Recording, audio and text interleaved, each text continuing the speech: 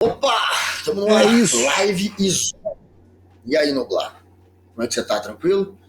Pois, Como é que tá teu dia? eu tô. Agora, quem não está tranquilo é o governo, porque Isso. como ele se mete como ele se mete em confusão, ou como metem o governo em confusão, depende de como você queira ver. Agora, a saia curta que ele está metido é a do Carlos Lupe, ministro da Previdência Social, que não interferiu a tempo na história da desvio de dinheiro público do INSS, que seria para pagar pensão aos aposentados e aos pensionistas, e que foi parar na mão, sabe-se de quem. Aliás, a Polícia Federal já desconfia e está investigando. Então, esse, vamos dizer assim, é o escândalo do momento.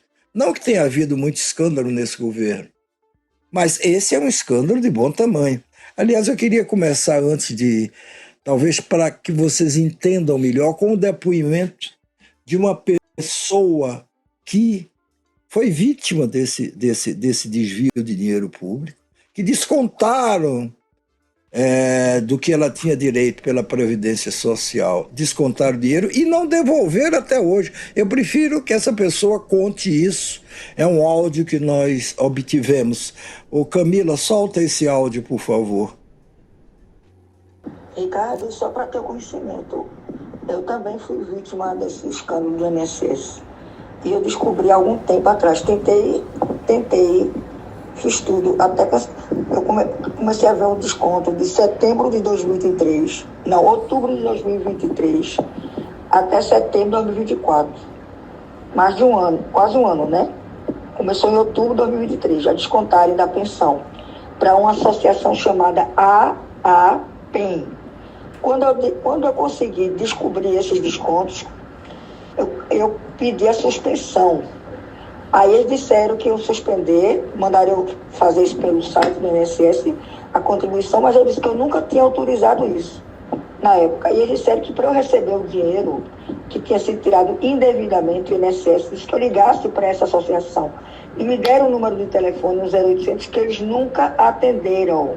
Nunca atenderam. Esse número de telefone que existe, que foi dado pelo INSS, nunca foi atendido, entendeu? Então, realmente, do jeito que fizeram isso comigo, foi um ano, e eu fiz nas contas, dava mais de R$ 1.000 no final das contas, foi um ano de... Pois é, essa R$ 1.000 também. cidadã aí, só por coincidência. Essa cidadã aí, só por coincidência, é minha irmã. Portanto, ninguém está a salvo de sofrer um golpe desse. E aí, o que diz o senhor ministro da Previdência, o senhor Carlos Lupe? Ele diz: olha, de fato, nós demoramos a receber, levou-se. A expressão que ele usa é exatamente essa. Numa entrevista que ele deu hoje, numa reunião que ele teve hoje com o Conselho Nacional de Previdência Social. Ele disse depois, ou antes, ou durante a reunião, levou-se tempo demais. Quer dizer, ele está lá desde que o governo Lula começou. Ele foi avisado em 2023, pelo menos, que havia um rolo grande ali dentro do INSS, que alguma coisa tinha que ser feita. Ele disse que ia fazer e, na verdade, não fez. É isso que precisa ficar claro. Tem depoimentos de ex-servidores do INSS que dizem claramente: olha, mesmo avisado, ele não se mexeu, não pareceu muito interessado em tentar acabar com essa sangria de recursos públicos, porque é disso que se trata. E uma sangria, segundo a Polícia Federal estima, da ordem de 6,2 bilhões de reais. Bilhões de reais. Se você tem dificuldade de entender o que é isso, vamos botar em dólar. 1 bilhão de dólares. É dinheiro para chuchu.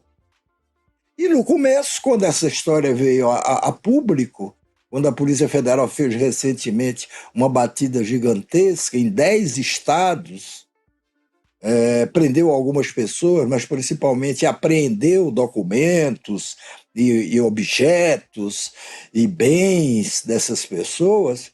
O que é que fez o Lupe? Defendeu que o presidente do INSS não fosse removido. Não, porque foi ele, Lupe, que pôs o cidadão lá no lugar quando virou ministro da Previdência Social. O cidadão filiou-se ao PDT, que é o partido presidido por Lupe. E o primeiro gesto do Lupe foi, não é assim, não é assim. Vá, diga, Guga. É Alessandro Stefanuto, que era o presidente. Alessandro Stefanuto, tá me ouvindo? Não tá saindo áudio? Alessandro Stefanuto, que você está se referindo, que o Lupe, a princípio, brigou para manter, e que agora, de certa maneira, o Lupe está tentando readaptar aí o discurso dele e passou a fritar um pouco também o Stefanuto, porque na versão hoje do Lupe ele diz que, olha, eu passei sim a incumbência desde 2023 de ir atrás desses casos e acho que ele demorou, portanto, ele, o Stefanuto. Então agora ele já está mudando de posição, ele não está mais na defesa do Stefanuto, ele está se defendendo e atacando o Stefanuto. Agora, em benefício tanto do Stefanuto quanto do Lupe, em 2023 ele pediu apuração, né? O Lupe pediu apuração, foi quando informaram a ele, porque a Controladoria Geral da União começou a apurar isso, junto com a Polícia Federal. Era um esquema que vinha desde 2019, portanto, do governo Bolsonaro. Tinha em 2022 ganhado muito corpo, ainda durante o governo Bolsonaro. Em 2023 começam a apurar já no governo Lula. E em 2023 o Lupe pede para que apurem ainda mais, depois que chega até a ele. E eles demitem em março de 2024 o diretor dessa área de benefícios do INSS. O diretor é demitido, deixa eu ver se eu acho o nome dele aqui, e é o André Fidelis. Eles demitem André Fidelis, que era o diretor dessa área, em 2024, março de 2024. Portanto, há pouco tempo eles fizeram isso, ainda antes, portanto, de estourar essa história. Mas desde que eles demitiram o André Fidelis, não mudou esse problema do pagamento indevido. E o André Fidelis, além da dúvida dos contratos que ele firmou com essas associações que eram descontadas mensalidades, o filho dele, que é advogado, atuava em defesa de alguma dessas entidades. Então tinha um conflito de interesse também. Ele foi demitido, mas, como eu falei, foi em março de 2024, há um ano. Portanto, 1 ano e 1 mês. E agora, depois de 1 ano e 1 mês, ainda continuaram essas denúncias de, olha, cobrança indevida, mesmo com essa mudança. Então não era só essa mudança que bastaria. Já está provado, passou 1 ano da mudança e não adiantou, mas alguns pauzinhos mexidos. Então a gente tem que relembrar, desde o início dessa história, como começou, o que o Lupe fez até então, que foi ineficiente, há também ele próprio admitindo agora que o Stefanuto poderia ter feito mais. Então ele mesmo está admitindo que não fizeram bastante. Mas prossiga, Noblar. Ele mesmo, o Lupe, disse hoje também, depois dessa reunião do Conselho Nacional de Previdência, ele disse, olha, é um momento difícil, em que você sofre muita pressão. Sofre muita pressão? Então diz logo de quem você está sofrendo pressão. Sofre pressão para quê? Para não resolver? Ou sofre pressão para resolver? Ou as duas coisas juntas? O Lupe não é nenhuma criancinha, não é nenhum administrador inexperiente, não é nenhum garotinho. Ele já foi ministro do Trabalho do Lula, e quando a Dilma Rousseff assumiu a presidência da República em 2010, no seu primeiro ano de governo, a Dilma demitiu 7 ministros, 6 dos quais por suspeita de corrupção. O nosso Lupe estava entre esses 6 demitidos por suspeita de corrupção. lá atrás, no primeiro ano do governo Dilma. A Dilma até ganhou, na época, o apelido que lhe deram, e a imprensa propagou muito esse apelido, da faxineira ética, que não admitia irregularidades em torno dela. E isso, justiça se lhe faça, foi. E não foi só nesse primeiro governo dela, ou no primeiro ano do primeiro governo dela. Aí, o que é que acontece agora? O presidente Lula tem uma difícil tarefa pela frente agora. Não deveria ser difícil, deveria ser uma coisa corriqueira. Olha, você está aí, você foi ineficiente, você ainda não é suspeito de ter se beneficiado desse esquema, mas você é o ministro da Previdência Social. Isso aconteceu dentro da principal autarquia do seu ministério. Sinto muito, mas não dá para continuar com você. Você se afasta e, se por um acaso mais adiante ficar escandalosamente provado que você não teve nada a ver com isso, que você não falhou em nada, que você não retardou decisão nenhuma, você volta. Itamar Franco fez isso quando era presidente lá atrás, com um servidor dele, apenas o chefe da Casa Civil, que é o segundo cargo mais importante. Mas não, aí está aí. Aí o PDT, que é o partido do Lupe, presidido pelo Lupe, e que tem 17 deputados, você diria, é pouca coisa. Deputados federais. O PDT está ameaçando romper com o governo. Ó, se afastar o nosso presidente, a gente se afasta. Não dá mais os 17 votos que a gente sempre deu fielmente para o governo.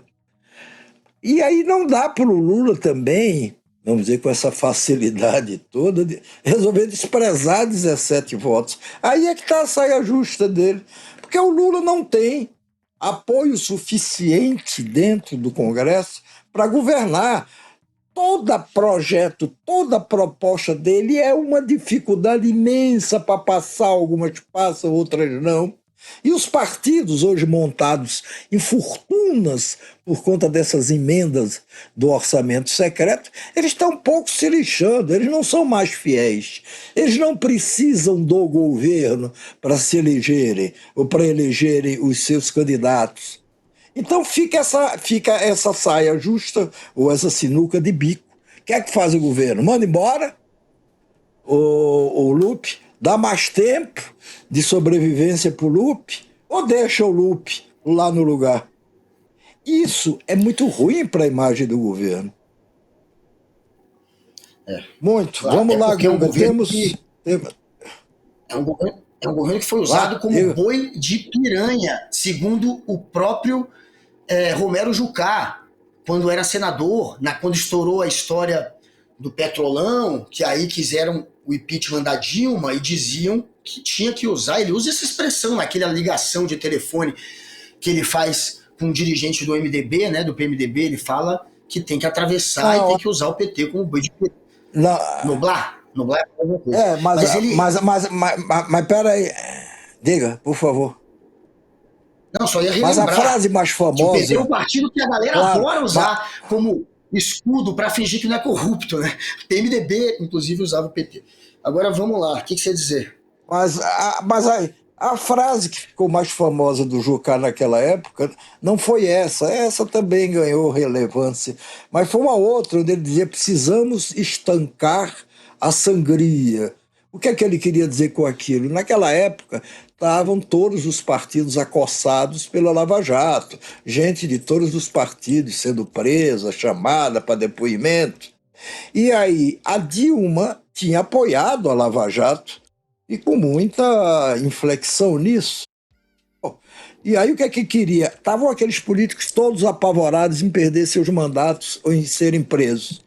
E aí estancar a sangria seria: tem que acabar com essa história de Lava Jato. E para isso, sendo o caso, vamos derrubar a Dilma. Derrubar a Dilma. Agora vamos, se você estiver de acordo, Guga, vamos para o próximo bloco, porque você mesmo que tem coisas interessantes e de última hora para revelar.